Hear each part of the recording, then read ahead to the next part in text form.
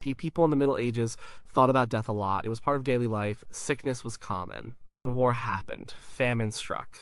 So, death was not a strange thing. When someone died, it was a big deal. Not just for the family, but for the whole community. Funerals back then were a mix of old customs and strong church beliefs. They were rituals meant to help the living cope. They also aimed to help the dead on their journey. These rituals showed how people understood life, death, and what came after. They also showed how society worked. Rich people had one kind of funeral, poor people had another, but some things were the same for everyone. The church was always there. It guided people through the process, it gave comfort, it set the rules. Death in the Middle Ages was often a public event. People usually died at home. His family and friends were there. Neighbors might come too. Priests were called quickly. Their main job was to give the dying person the last rites. This was a set of prayers and blessings. It included confession, anointing with holy oil, and communion. People believed these rites cleaned the soul. They prepared the person for judgment by God. It was very important to die with these rites. If someone died suddenly without a priest, it was a worry. People thought their soul might not be ready. Once death happened, the body was still sacred. It had hosted a soul, so it needed respect. The first thing was to close the eyes and mouth. This was a common custom.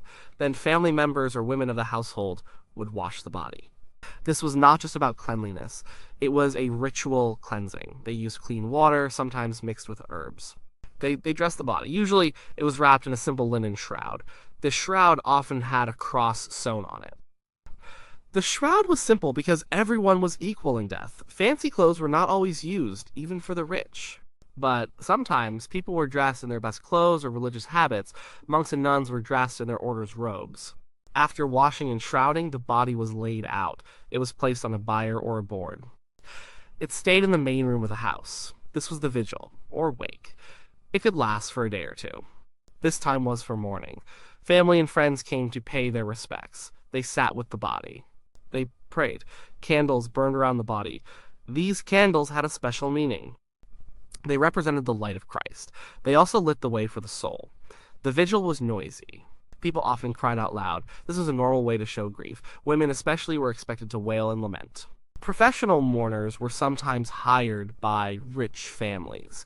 They helped make the sorrow clear to everyone. During the vigil, the house might be prepared. Mirrors were covered. Clocks stopped. These were old beliefs. They aimed to prevent the spirit from being trapped, or to keep other spirits away. People believed the soul hovered nearby for a time, so the prayers and presence of loved ones were seen as a comfort to the soul. Now, it was a last chance to say goodbye. It was also a time for the community to come together. They supported the grieving family. They shared food and drink. This helped to ease the sadness. It reinforced social bonds. Almsgiving was also important at this stage. Food or money might be given to the poor. This was done in the name of the dead person. It was seen as a good deed. It could earn merit for the deceased soul. It was a way to gain God's favor. This practice showed the strong belief in helping the dead. Every action had a spiritual meaning. Every gesture aimed to secure a better place for the soul in the afterlife. The entire process, from death to the vigil, was carefully handled. It mixed deep religious faith with shared human customs of grief and respect. After the vigil, the next step was moving the body. This was called the funeral procession. It was a public display. It announced the death to the whole community. The body was placed on a bier. Bearers carried it. Sometimes horses pulled a cart for richer people. The procession moved from the home to the parish church. This journey was slow and solemn. A cross-bearer led the way. Then came the priests and altar servers. They chanted psalms and prayers. Sometimes bells tolled from the church. This added to the somber mood. It also told everyone in the village that a funeral was happening. Family members walked behind the bier. Friends and neighbors followed. People might carry candles. Torches were used if it was dark. The clothes worn were usually simple. Dark colors were preferred. But there wasn't a strict black-only rule like later times. It was more about showing respect through plainness. For important people, the procession could be very grand. It might include many clergy, nobles, and servants. Banners and coats of arms might be carried. This showed the dead person's high status. For ordinary people, it was simpler. But still, the entire village often came out to watch. It was a moment for shared grief and community solidarity. When the procession reached the church, the body was brought inside. It was placed in the center aisle. Usually, the feet pointed towards the altar. This meant the dead person was ready to rise and face God. Candles were placed around the bier. Sometimes a pall, a cloth, was draped over the coffin or body. This pall was often decorated. It added dignity. The main part of the funeral was the Mass for the dead. This was also called a requiem mass. Requiem means rest in Latin. The Mass prayed for the soul of the dead person to find eternal rest. The requiem mass followed a set order. It included specific prayers, readings, and chants. The priest wore special vestments, often black or purple. The Dies Irae, Day of Wrath, was a famous hymn often sung. It described the Last Judgment. It reminded people of their sins and God's power. The Mass was a powerful experience. It was meant to make people think about their own mortality. It also offered hope of salvation through Christ. The prayers asked God to forgive the dead person's sins. They asked for the soul to be accepted into heaven. Offerings were made during the Mass. People gave money to the church. They might also give alms to the poor. These gifts were seen as helping the deceased. They earned merit, they showed charity. For wealthy people, these offerings could be very substantial. They might even donate land or goods. This ensured the church would continue to pray for their soul. After the Mass, a sermon was often given. The priest would talk about death, judgment, and the afterlife. He might also praise the good deeds of the deceased. This was a chance to teach the congregation about Christian duties. It was also a way to remember the person who had died. At the end of the Mass, there was a final blessing. This was called the absolution. The priest sprinkled holy water on the body. He incensed it with a thurible. Holy water cleansed. Incense symbolized prayers rising to God. These rituals were a final purification. They were meant to send the soul on its way. The church service was not just for the dead. It was also for the living and helped them to accept death. It comforted them with the promise of resurrection. It gave meaning to the loss. It reaffirmed their faith and their place in the community. Once the church service ended, the body was taken to its final resting place. Most people were buried in the parish churchyard. This was consecrated ground. It was blessed by the church. People believed it was holy. Being buried in consecrated ground was very important. It meant the soul had a better chance of reaching heaven. It also protected the body from evil spirits. Unbaptized babies, suicides, and excommunicated people could not be buried there. They were buried in unconsecrated ground outside the churchyard walls. This showed their exclusion from the community. Churchyards were busy places. They were not just for burials, they were often gathering spots. Markets might be held there. Children played. People met after church. But there were also places of constant reminders of death. Graves were everywhere. They were simple mounds of earth for most people. Sometimes a wooden marker or a plain stone slab was used. Inscriptions were rare for common folk, but the graves were often arranged in rows. They showed a certain order. Over time, churchyards filled up. Older bones were sometimes dug up. They were moved to charnel houses. These were buildings that stored bones. This made space for new burials. Wealthier people sometimes got to be buried inside the church. This was a great honor. It showed their high status. Being buried near the altar was the most desired spot. It was closest to God. It meant the living would walk over their grave. They would pray near them. This was seen as a continuous prayer for the soul. Tombs inside the church could be grand. They might have effigies, sculptures of the deceased. These effigies showed the person in their best clothes. They might show them praying. They were meant to be lasting memorials. They reminded people to pray for the soul of the dead. Some tombs were elaborate chests. They were made of stone or marble. They were decorated with carvings. Coats of arms showed family lineage. The actual act of burial was simple. The body, in its shroud or simple coffin, was lowered into the grave. The priest said prayers. Earth was scattered on the body. He might say ashes to ashes, dust to dust. This reminded everyone of their mortality. The family watched. Sometimes they threw a handful of earth themselves. This was a final farewell. The grave was then filled. For most, this was the end of the physical process. But for the soul, the journey was believed to continue. The belief in purgatory shaped many burial practices. Purgatory was a place where souls went to be cleansed of their sins. This happened before they could enter heaven. The time in purgatory depended on the sins committed. Prayers from the living could shorten this time. So a proper burial and the subsequent prayers were vital. They helped the soul get through purgatory faster.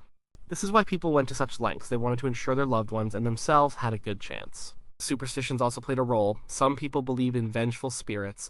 They thought the dead could return. Certain rituals aimed to prevent this. For instance, sometimes heavy stones were placed on graves.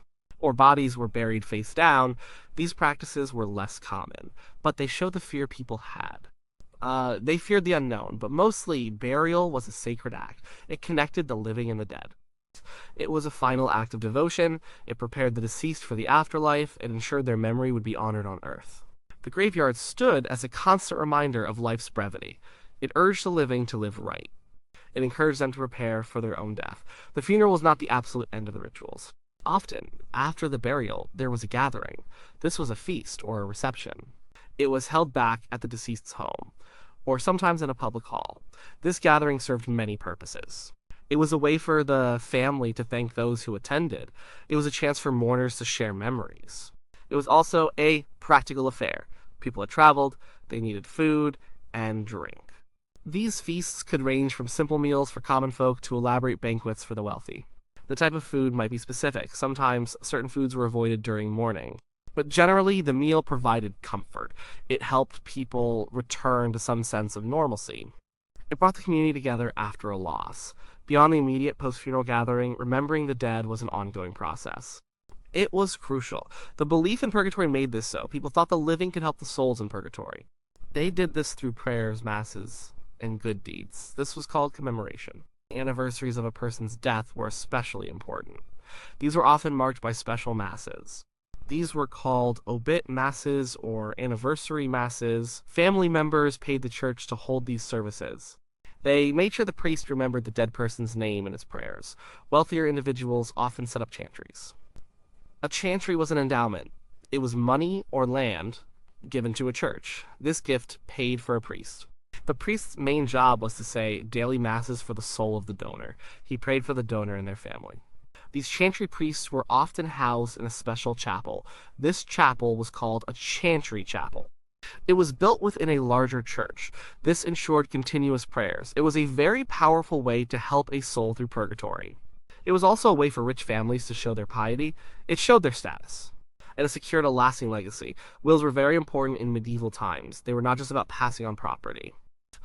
They were also religious documents. People used their wills to arrange for their funeral. They specified where they wanted to be buried. They left money for masses. They often left money to the poor. They might give gifts to the church. These acts were meant to improve the soul's standing with God. They were a way to show repentance. They ensured their spiritual needs were met after death. A will was a final act of devotion. It shaped how the deceased would be remembered, both socially and spiritually. Memento mori was a common theme. This Latin phrase means, remember you must die. It was everywhere in medieval culture. Art, literature, and everyday objects carried this message. Skulls, skeletons, and grim reapers were common images. They reminded people of their mortality. They urged them to live a good life. They told them to be ready for death. This constant reminder shaped how people thought about life. It made them consider the afterlife. It encouraged them to prepare for their own judgment. Relics also played a role. These were physical objects connected to saints, or they were parts of saints' bodies. People believed relics had spiritual power. They brought people closer to God. Sometimes people were buried near relics. This was meant to bring blessings to their souls. Pilgrimages to shrines with relics were also common.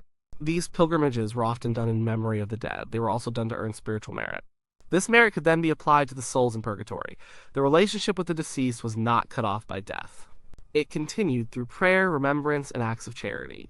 The living continued to interact with the dead, hoping to secure their salvation. The medieval funeral rituals were not the same for everyone. A person's social status played a huge role. It decided almost everything. It determined the grandeur of the ceremony. It also decided the lasting memorials. There was a stark difference between a peasant's funeral and a noble's. For peasants and common folk, funerals were simple. The body was washed and shrouded at home. A simple vigil followed. The procession was modest. It usually included family, neighbors, and the parish priest. The mass was a standard requiem. His burial was in the local churchyard. The grave was often just a mound of earth. There were no grand tombs. No elaborate effigies, and no constant masses paid for by endowments. Memory was kept alive through family stories, through prayers said in the home, and through the community remembering the person. Their wills, if they even had one, were short. They mostly gave small sums to the church. They might give a few coins to the poor. Their funeral was a communal act. It was done by those closest to them. Noble and royal funerals were very different. They were huge, elaborate spectacles. They were not just about mourning, they were also about power. They showed the family's wealth and status. When a noble died, the body might be embalmed. This was a complex process. It involved removing internal organs. It kept the body presentable for longer. Sometimes the heart and other organs were buried separately. They might go to a different church or monastery. This created multiple sites of remembrance. The embalmed body was often dressed in rich clothes. It was laid out in state. This could last for days. People traveled far to pay respects. The funeral procession for a noble was immense. It included many priests, monks, and bishops. There were heralds carrying coats of arms. Vassals, knights, and retainers followed. The route to the church might be lined with people. Alms were scattered to the poor along the way. This showed charity. It also gained public favor. The Requiem Mass was sung with great solemnity. It involved many clergy. Musical choirs might perform. The tomb itself was a major project. It was often a grand structure inside a cathedral or a large church. It would feature an effigy of the deceased. It might have elaborate carvings. These monuments served as a lasting symbol of the family's importance. They also reminded everyone of the dead person's piety. Royal funerals were the most grand. They were political events as much as religious ones. They marked the end of one reign and the beginning of another. Ceremonies were meticulously planned. They showed the continuity of the monarchy. The cost was immense. They involved vast numbers of people. The burial sites for royalty became important places. They were centers of national memory. They cemented the royal family's place in history. For religious orders, like monks and nuns, had their own specific rituals. When a monk or nun died, their community handled everything. They were buried in the monastery or convent grounds. This was consecrated ground. They were often buried in their habits. Their fellow brothers or sisters prayed for them constantly. Their names were read out daily. This was part of their communal life. Death was integrated into their spiritual routine. But the Black Death, which struck in the mid-14th century, caused major changes. The sheer number of deaths overwhelmed normal practices. There was no time for elaborate rituals. Bodies were often buried quickly. Mass graves were common. Priests were scarce. Many people died without last rites.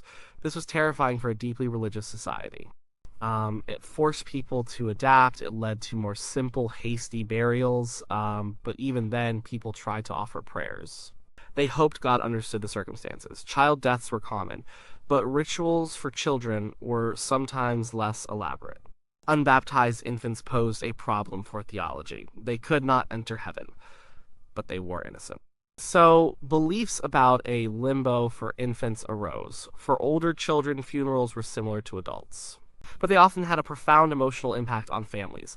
Outcasts and criminals had the simplest, rituals. Suicides were often buried at crossroads or outside consecrated ground. No mass was said for them. They were seen as having committed a grave sin against God. Excommunicated people were also denied Christian burial. This was a very harsh punishment. It severed their ties to the church. It denied them the comfort of prayers for their soul. Over time, medieval funeral practices did evolve. They became more elaborate for the wealthy. More focus was placed on the artistic representation of the dead. The role of guilds and confraternities also grew. These groups offered mutual support. They ensured members received a proper burial. They paid for masses. They showed that even among different social groups, the desire for a good death and a respected memory was strong. The core beliefs about the soul, purgatory, and resurrection remained constant, but how they were expressed varied greatly, reflecting the diverse tapestry of medieval society.